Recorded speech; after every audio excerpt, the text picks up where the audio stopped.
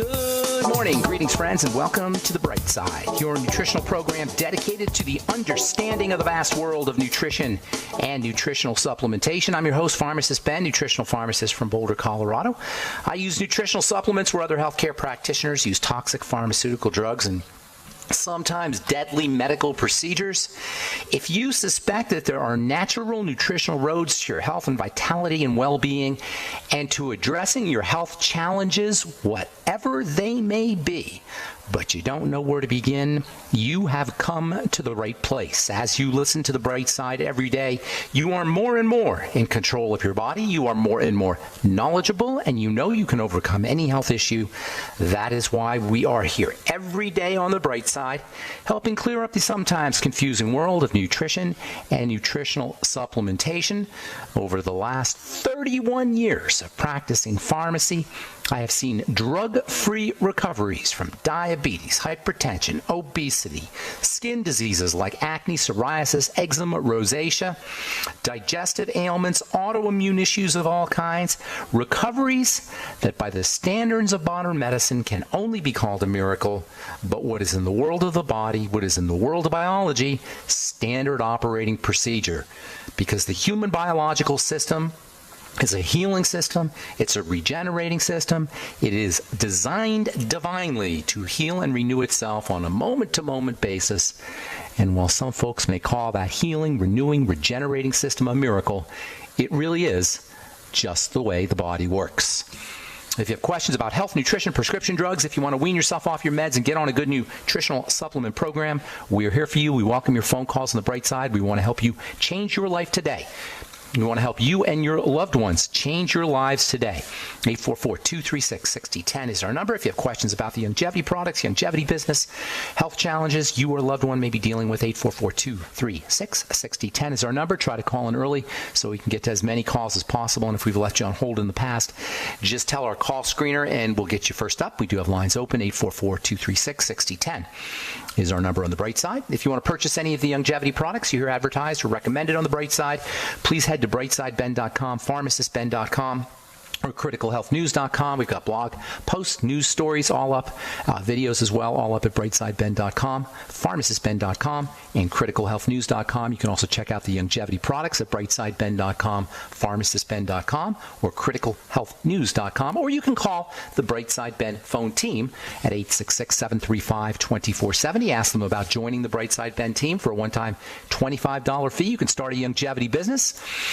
You can get your products at the wholesale price or earn thank you checks associated with having your own business. If you're an entrepreneur, it's an ideal way to start a business for a one-time $25 fee. You can write off your tax benefits in addition to helping spread the word about the power and importance of a good nutritional supplement program. Also want to remind you to check out our Truth Skin Health products at truthtreatments.com if you're dealing with dark spots, hyperpigmentation, accelerated aging of the skin, or if you don't want to be dealing with accelerated aging of your skin. Prevention is always the best way to address health challenges, particularly skin health challenges. It's always easier to prevent than it is to reverse, although reversal is possible, especially with retinol. Retinol is the only known active ingredient, retinol and retinoic acid are the only known active ingredients that will not only prevent the signs of aging, but literally reverse the signs of aging once they have occurred. This has been shown over and over again, and I've been working with retinol and retinoic acid for since 1983, for 34 years. But just now you're starting to hear more and more about this super important active anti-aging ingredient. If you are using an anti-aging skin product and it does not feature retinol, you're missing the boat, folks. But you need high concentrations of retinol, somewhere around 4 or 5%. That's why I made my Truth Retinol 5% gel, made with not just retinol, but also 25% premium fat-soluble, stable vitamin C, moisturizing, skin-softening vitamin C, which is just as important as retinol. In fact, retinol and vitamin C are the two most important active ingredients you could ever put on your skin. And if you're not using both, folks, on a regular, at least regular, ideally daily or several times a day basis, you are truly missing the boat on active anti-aging skincare. But you don't have to miss the boat, because you can check out all our vitamin C and retinol products at truthtreatments.com, truthtreatments.com, retinol 5% gel, Truth Transdermal C Serum, Truth Transdermal C Balm, and our Truth Omega 6 Healing Cream, truthtreatments.com, truthtreatments.com. Okay, welcome back to the bright side. We're talking vegetables, great source of electrolytes. So is the Beyond Tangy Tangerine, by the way. In fact, the Beyond Tangy Tangerine is an electrolyte drink. It's an electrolyte, B vitamin, water-soluble nutrient drink. It's an electrical drink. If you put a voltage meter in your BTTs in a Beyond Tangy Tangerine drink, in water and BTT, water and Beyond Tangy Tangerine, that voltage meter is going to register voltage. It's going to move. That tells you you're drinking electricity. That's because of the electrolytes, as well as the B vitamins and the vitamin C. Like the B vitamins, like the vitamin C, electrolytes are largely removed from foods when they are processed, when they're heated, when they're cooked, when they're frozen, when they're prepared. And this is why deficiencies in these highly energetic, highly valuable nutrients are not uncommon. Like the B vitamins, we talked about this yesterday. Like the B vitamins, electrolytes are found in living foods, or formerly living foods, foods that were recently alive. Sprouts, algae, eggs, organ meats, and of course, vegetables. Electrolytes are important for pretty much everything a cell does. They are the electrical energy in a cell. A cell is like a little electrical unit. And diseases are always going to be linked to electrical disturbances in the cell, especially cancer, by the way. Cancer is a classic example of a cancer cell is a classic example of an electrically disturbed cell.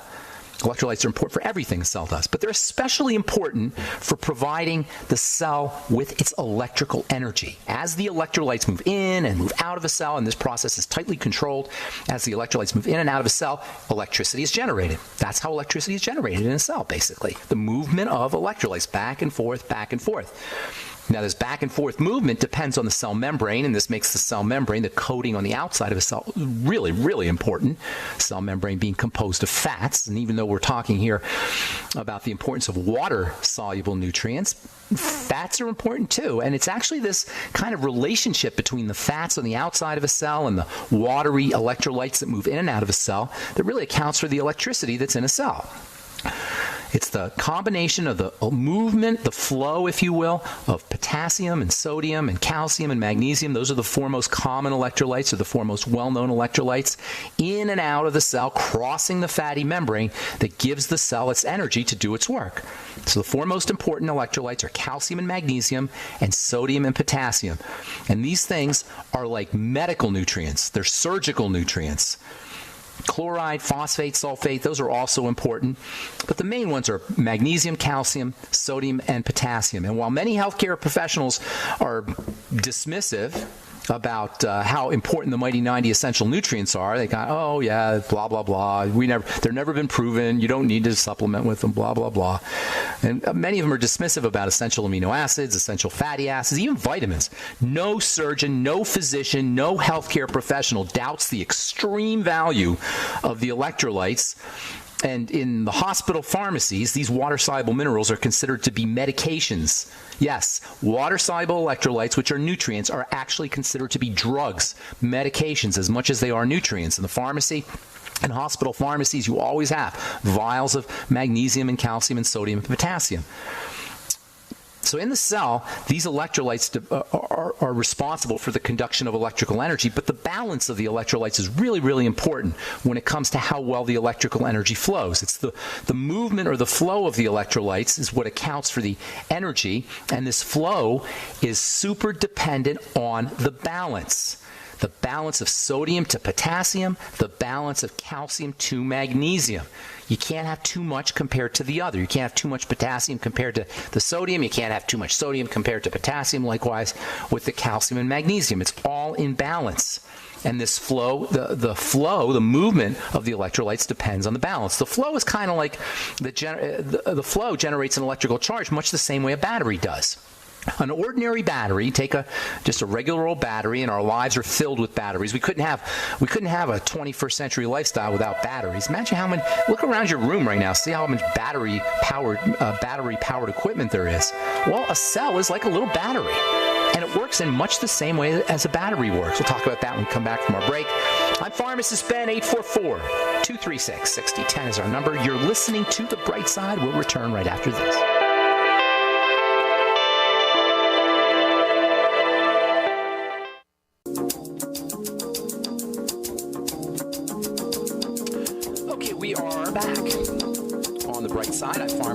Thanks for for joining in. We're on the air Monday through Friday, 8 to 9 Pacific and 10 to 11 Central Time, 24/7 on our archive pages at brightsideben.com and pharmacist and benfuchsarchives.com.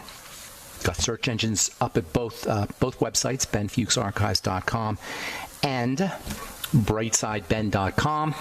All our shows are archived, got 6 years plus of archived information, all great health information that you're not going to hear on any other radio program, because everything I'm talking about is based on my personal experience in combination with the research that I've done. It's coming out of my head, plus the research that I've done. It's all based on my 31 years of working as a pharmacist, 34 years of working in the skincare business. And this is my personal information in combination with the research that I've done. It's all up, all the great health information that you hear every day on the Bright Side is up at brightsideben.com and benfuchsarchives.com in archive format with search engines. You can also purchase longevity products at brightsideben.com, pharmacistben.com, and criticalhealthnews.com, or you can call the phone team at 866-735-2470, 866-735-2470. All right, got lines open for you. Nobody's on hold, so all our lines are open at 844-236-6010, 844-236-6010. If you got questions about heart disease, electrolytes, veggies, anything we're speaking about here today, if you have a comment or success story you'd like to share, now's the time to give us a shout, 844-236-6010.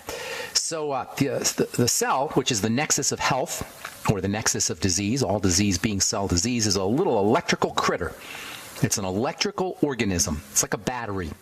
And it generates its electrical charge much like a battery does. A battery, which our 21st century lifestyle could not exist without batteries. Batteries are energy storage devices that generate their electrical charge through the movement of electrolytes. And a cell works exactly the same way. It generates its electrical charge through the movement of electrolytes. And this is why cells can be considered to be little batteries. And this is also why electrolytes and electrolyte balances are so darn important. Sodium and potassium balance, as well as calcium and magnesium balance. And then the whole thing, sodium, potassium, calcium, and magnesium, sodium, potassium, calcium, and magnesium are all balanced with chloride. So you got all these different balances going on, and they're all really important. And guess what organ it is that balances or maintains the balance of all these electrolytes? The kidneys. That's the major, well, one of the major roles of the kidneys is to regulate the balance of the electrolytes with a little bit of input from the adrenal glands. So between the adrenals and the renals, adrenals are the glands that sit on top of the renals, or the kidneys, renals being the other term for kidneys, the adrenals and the renals control the electrolytes. Yesterday we talked about chronic kidney disease, which is an absolute epidemic. Millions and millions, probably 10, maybe 20 million Americans. A ridiculous amount of Americans, probably more. It might be 30 or 40 million Americans are dealing with some degree of kidney disease. And it's the kidneys that regulate the electrolytes. Do you think that has an effect on electrolyte balance? Even undiagnosed kidney disease, mild kidney disease, even just poorly functioning kidneys that aren't diseased can affect electrolyte balance negatively, or have a negative effect on electrolyte balances. But if you're dealing with full-blown kidney disease, rest assured you're going to have an electrolyte problem. And because electrolytes are involved in the opening and closing of blood vessels, which ultimately are controlled by cells, opening and closing is one of the results of the work that a cell does. One of the major effects of electrolyte imbalances in kidney disease is hypertension, high blood pressure. In fact, it could very well be that our epidemic of what is called essential hypertension, some 70% of Americans, believe it or not, this is crazy, a huge number of Americans are dealing with what's called essential hypertension. That means hypertension with no known cause. It's just happening.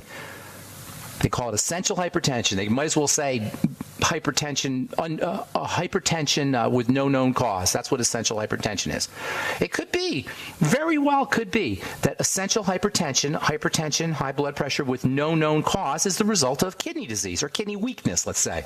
Maybe not, you don't want to call it kidney disease, just early stage kidney weakness.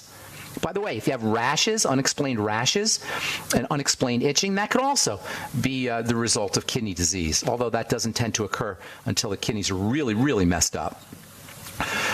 Of course, because electrolytes are, after all, electrical. Electrolytes are electrical. They conduct electrical charges. Their balance and their levels are going to be especially important for the most highly electrical cells. All cells are going to be electrical, but there are certain cells that are more electrical than others, particularly nerve cells and heart cells. These are the most electrical systems in the body, our nervous system and our brain and the heart. So neurons or nerve cells and cardiac cells or heart cells are uber dependent on electrolytes, super dependent on electrolytes, and the heart is extra dependent on electrolytes. And the first sign of electrolyte problems is going to be problems with the circulatory system and problems with the heart. The heart is especially dependent and sensitive on electrolyte levels and electrolyte balances. And all the electrolytes are going to be important for maintaining heart health function. But according to the Encyclopedia of Surgery, potassium is probably the most important cardiac electrolyte, heart electrolyte, because differences in changes in potassium levels, very tiny little changes in potassium levels compared to other electrolytes, can have huge effects on the heart, especially when it comes to sodium, which we get way too much of. This balance between potassium and sodium is extra important when it comes to heart health. We get way more sodium than we do potassium, and this is a new phenomena. Throughout our evolutionary history, for the hundreds of thousands and even millions of years that human beings have been around, there was way more potassium than sodium. That's because potassium is found pretty abundantly in vegetation, pretty abundantly in botanicals and plants and vegetables. Sodium, not so much. So our bodies are designed to really hone in on sodium, not so much potassium, because potassium has always been around. So the body's like, oh, well, we got plenty of potassium around, but it's the sodium we really need. So we are really searching for sodium from a brain level. Our brain is always looking for sodium. And because sodium is used as a preservative, and sodium is used as a flavoring agent, and sodium is used in all kinds of processed foods, especially processed foods, there's all kinds of sodium everywhere. And because our brain is looking for sodium all the time, we end up being way out of balance, sodium to potassium. In fact, according to nutritionists, we should have about 4 times, we should be at a 4-to-1 ratio of potassium to sodium. We should have about 4 times as much potassium as sodium. And as it turns out, we're exactly the opposite. We get 4 times more sodium than we do potassium. So we're way over sodiumized and way under potassiumized. And because even tiny little changes can have effects on the heart, it could very well be that our epidemic of heart disease is at least partially related to the fact that we're not getting enough potassium, that we get too much sodium compared to how much potassium. Out of balance, sodium to potassium can cause heart palpitations, it can cause valve issues, it can cause angina, it can even cause heart attacks. And this is why vials of potassium and vials of sodium, as well as vials of magnesium and calcium, are always kept in emergency rooms. There's not an emergency room on the planet that doesn't have sodium and potassium and calcium and magnesium in little vials that get stuck into IV bags. I used to have to make those IV bags, sodium, potassium, magnesium, calcium IV bags. As I say, these things are not just nutrients, they're medicines. And if you've ever had a heart attack, your life could very well have been saved by them. All right, I'm Pharmacist Ben. 844-236-6010 is our number. You're listening to The Bright Side. We'll take a commercial break and come back with you and your phone calls. 844-236-6010 is our number. We'll be back right after this.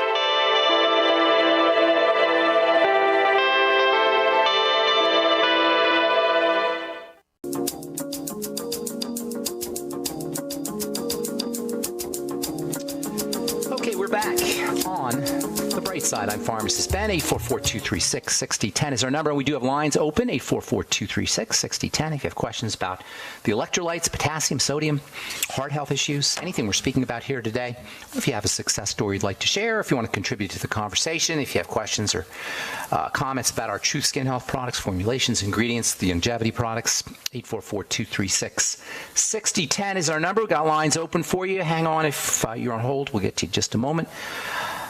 I want to read a couple stories here a couple interesting stories here. Gut bacteria metabolism may factor into hypertension. 1 in 3 Americans suffers from high blood pressure. 1 in 3 Americans suffers from high blood pressure. It's 100 million Americans suffers from high blood pressure. Doctors will tell you that it's genetic, it's in your family. That's what they blame essential hypertension on. They say it's genetic, it's in your family. It's not genetic. It's not in your family. It has to do with how you're living your life. For better or worse. That's good news because it means we can control our blood pressure by how we live our lives for the most part. Talk about deep breathing. We talk about telling the body to relax or helping the body to relax. You don't want to tell the body to relax. You want to help the body relax. Relax your body. That's the best way to lower your blood pressure. Just sit in a hot bath. Hot baths are amazing ways to relax the musculature, the musculoskeletal system, and lowering blood pressure follows almost immediately. Almost immediately after you relax your musculoskeletal system, your muscles and your skeleton, almost immediately when you relax the body, your blood pressure will drop. Certainly smoking can raise your blood pressure, so quitting smoking is important. And of course, high sodium, low potassium. Doctors always blame high sodium. That's what they got this notion that you got to reduce your sodium. And they're half right. It's not so much that you got to reduce your sodium. Sodium is really important stuff. It's that you got to get it back in balance with the potassium. Not lowering the sodium, it's raising the potassium, or at least getting the potassium back in balance. This is the flaw with this low sodium nonsense. It's not low sodium that we need to be focusing on. It's raising our potassium by eating more veggies and not eating as much processed food. That's really what the problem is. Anyway, according to this article, gut bacteria also factor into hypertension. And in studies, when gut bacteria were killed off with antibiotics, patients with hypertension experienced changes in their blood pressure. And when bacteria were transplanted from hypertensive people into normal mice, they got high blood pressure. So they took the bacteria from the hypertensive patients or the hypertensive mice and put it into the non-hypertensive mice. Bingo. The non-hypertensive mice got hypertension. So anyway, what does it say? Gut bacteria? Gut bacteria are about the gut. The gut is about digestion. Digestion is about food. All roads lead to food. All roads lead to the digestive tract, the first point on the triangle of disease. I know I'm addicted to foods as much as anybody, and as I've said so many times, this is not about beating anybody up for their food choices. This is about power. It's about leverage. It's about taking advantage of our points of power and points of leverage, which means changing the way we eat. If you're dealing with hypertension, you're dealing with cardiovascular health issues, there are so many different ways to improve your health from the comfort of your own kitchen. That's what we're talking about here. Of staying away from the doctor's office and returning to the kitchen, returning to the living room, returning to the couch, returning to things that we can do at home to take care of our blood pressure, to take care of our heart, to take care of our health in general. And oh, by the way, the gym is also important. Weightlifting. American Heart Association now says weightlifting is important for the heart. For years, they've told us about aerobic exercise. Now they tell us weightlifting is important for the heart. And guess what? Using your creatine when you come home from the gym can also be important for the heart. Using your creatine when you're done with a workout can also be important for the heart. And creatine is great for elderly folks. Creatine, as many of you know, is a very important bodybuilding supplement and weightlifter supplement and athlete supplement. But if something is important for a bodybuilder and something is important for an athlete, it's probably important for an average, everyday, regular Joe like you and I, or at least like I. This is from University of Virginia. I read this one yesterday. I'll read it again. This is from the University of Virginia School of Medicine. Exercise can make cells healthier, promoting longer life, study finds. I think I talked about this yesterday. Exercise improves the health of the mitochondria. The mitochondria are the little tiny energy-producing factories that are inside a cell. Man, are these things important. Do you know mitochondria actually are not even part of us? They have their own DNA. They're like another creature that has somehow entered into a cell to help the cell utilize oxygen. This is an amazing, amazing phenomenon. Mitochondria have their own genetics. If you've ever watched any of those crime shows, CSI, they talk about mitochondrial DNA. Mitochondrial DNA, mitochondrial genetics, is different from regular cell genetics. They have their own genetic profile. That's because they're like a little animal themselves. And it turns out that these little animals that process oxygen, or that turn oxygen into energy or use oxygen for energy, they're responsive to exercise. You get more mitochondria, you get better functioning mitochondria, you get stronger mitochondria by getting on a treadmill. Again, demonstrating how much power we have over our health. Do you think drug companies are working on drugs to support mitochondria? Yes, they are. You better believe they are. I don't know how they're going to do it, but they're working on it. You'll hear nutritionists talk about nutrients that are important for mitochondria, and they are. Coenzyme Q10 is very important for mitochondrial health. Vitamin E is very important for mitochondrial health. One of my favorite nutritional supplements. It's not an essential nutritional supplement, but it's one of my favorites. It's called alpha lipoic acid. We've talked about that periodically on this program. It's a little pricey, but it's really important for mitochondrial health. I'll tell you what's not important, or what's awful for the health of the mitochondria: sugar. Sugar is the mitochondria's most deadly enemy. One of the mitochondria's most deadly enemy. Processed fats, another enemy for the mitochondria. Again, all roads lead to the digestive system. All roads lead to food. All right, 844-236-6010 is our number. I think it's time to hit the phones. Let's go to Larry in Indiana. Good morning, Larry. How you doing, buddy? Good morning. I'm on a ketogenic and intermittent fasting. Good for you. And I've been eating just one meal a day. Awesome. I'm concerned. I'm not getting enough potassium, because I understand you have to have at least 4,700 milligrams of potassium recommended a day. Well, it has to do with how much sodium you're getting. So it's not really, remember, this the relationship of potassium to sodium. So it's not like one number of how much potassium you need. It depends on how much sodium you're getting in. The more sodium you're getting in, the more potassium you need. So it's not like there's a strict number, but it's more about the balance. So why are you, well, first of all, how did you know about the ketogenic diet and intermittent fasting? What made you do that? I've heard it from you talking about it. There's a lot of experts on YouTube that are talking about it now, right? Yeah. Well, so you're a smart man, now. Larry. Did you have a heart problem or any other problem, or you just wanted to? Yeah, I've got hypertension, and Okay. I'm trying to just improve my health altogether. I've lost a lot of weight, but Good for you. Yeah. Good for you. You recommend the ketogenic diet for other folks and intermittent fasting? Say that again. Would you recommend it for other people? Oh, sure. Yeah, it's the quickest way to lose weight. You just feel better. You get more energy. It's just so many benefits, you know. I love it. You know, because I talk about the benefits on this. I've been talking about it for years on the program theoretically, but I love it when people actually experienced it. So you're more of an expert than I am when it comes to the ketogenic diet and intermittent fasting, because you've actually experienced the benefits. You actually reverse the markers of illness. Hey, hang on, Larry. Got to take a break, and then we'll talk a little bit about potassium as well. I'm Pharmacist Ben. You're listening to The Bright Side. 844-236-6010 is our number. We shall return with more good health information right after this. Don't go away.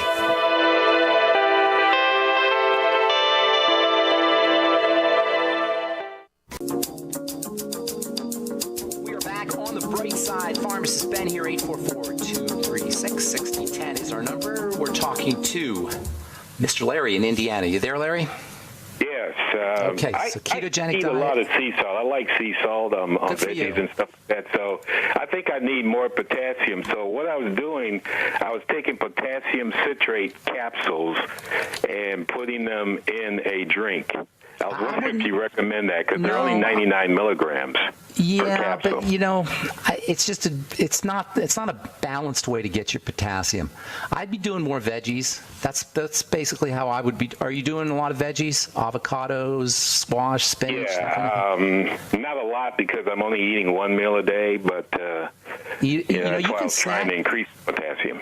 You can snack on these things in the middle of the day. If you're only eating one meal a day, you can still, try to keep it. Instead of you saying one meal a day, just say I'm only going to eat between 11 and 4 kind of thing. You know what I'm saying? So give yourself a window, a time window of what you're going to eat, and then you can snack on your veggies during the day, and that's not going to throw off the ketogenic diet at all. And as long as you keep your eating within a window, you'll still go into ketosis.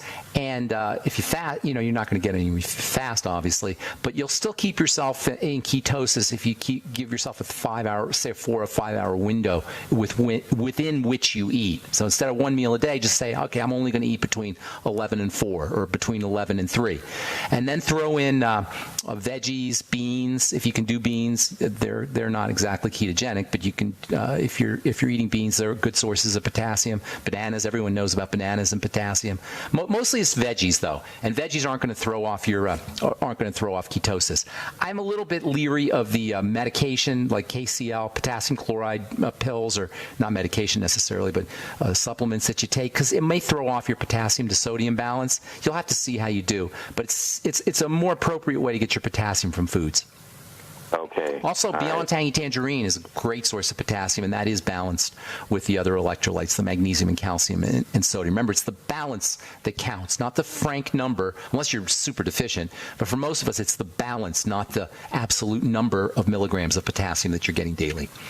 All right? Does that help? Okay. Hey, congratulations, man. That's awesome news. You not only lost weight, buddy, and you're not only feeling better, but you added years to your life. Congratulations. Thank you. Thanks, Larry. Thank you. Take care, man. Hey, I'm going to be in Indianapolis in a couple weeks. Are you anywhere near Indianapolis? I'm about an hour and a half away. I'm up towards Fort Wayne. Are you doing longevity at all? No, I'm not, but Okay. I do other supplements, but I'm very familiar with them. Well, if you want to come by, I'll be doing a talk on November the 4th, Saturday, November 4th in Indianapolis at the Jamboree. Just Google Awesome. I'll Jamboree. take a I'd love to drive meet down you. there. Oh, I'd love to All see right. you. And All right. come by and say hi. If you're out there, make sure you come by and say hi. All right. Thank you. Okay, Larry. Take care, buddy. Have a good day. All right, let's go to Shirley in California. Good morning, Shirley. Welcome to the bright side. Let me see. Get Shirley here. Hi, Shirley. Yes, hello, good morning. Good Yes, morning. I'm so glad that you're talking about this topic because it resonates with me.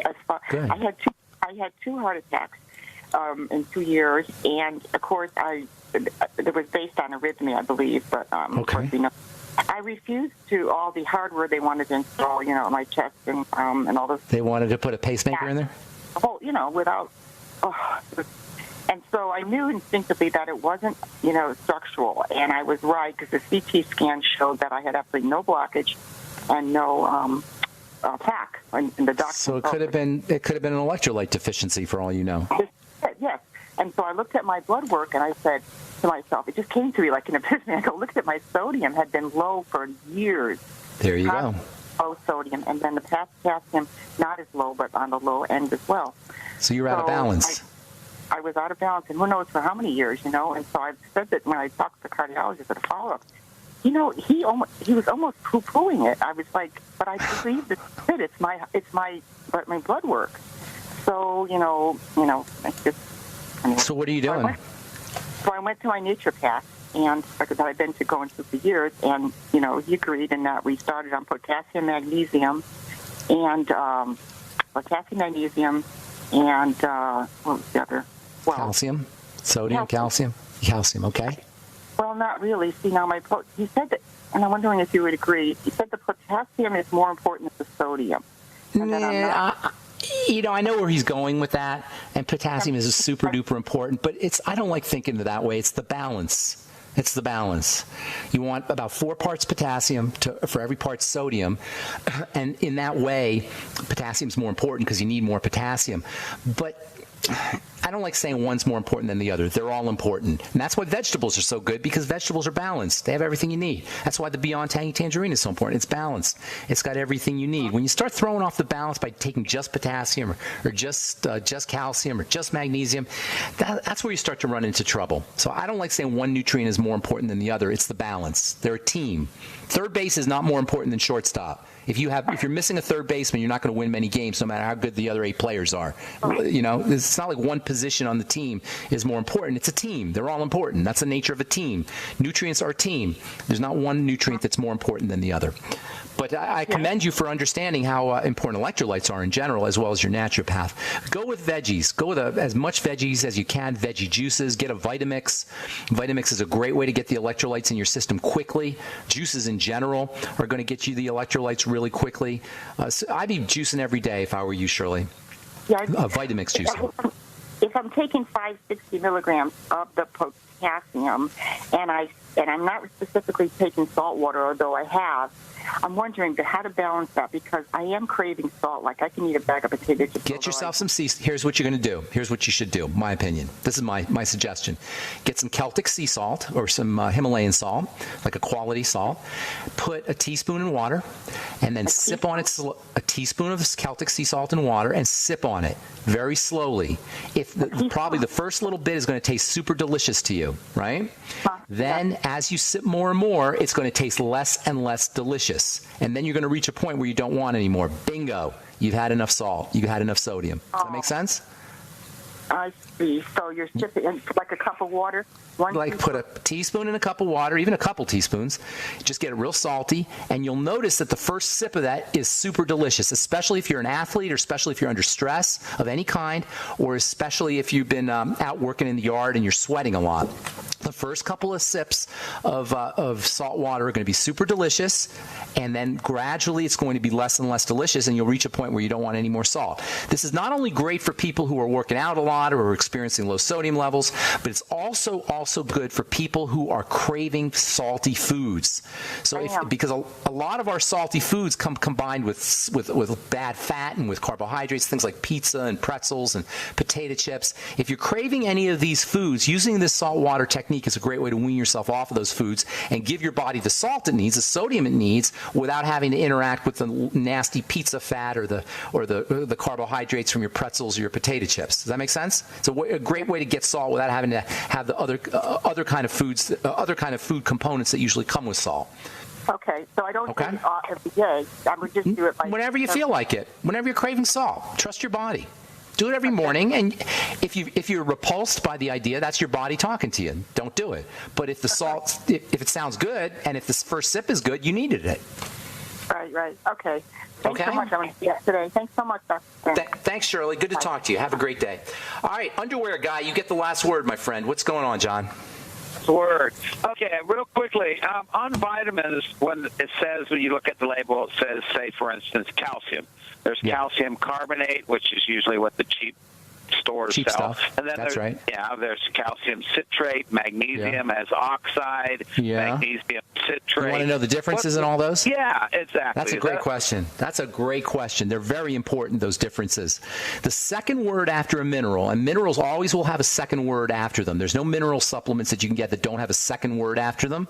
Either that second word could be colloidal, because sometimes the second word is before, but there'll always be two words. You'll see colloidal magnesium, or you'll see magnesium sulfate, or magnesium glycinate. That word that's associated with the mineral is a key indicator for how well that mineral is absorbed. Colloidal minerals are typically absorbed very well from the digestive tract.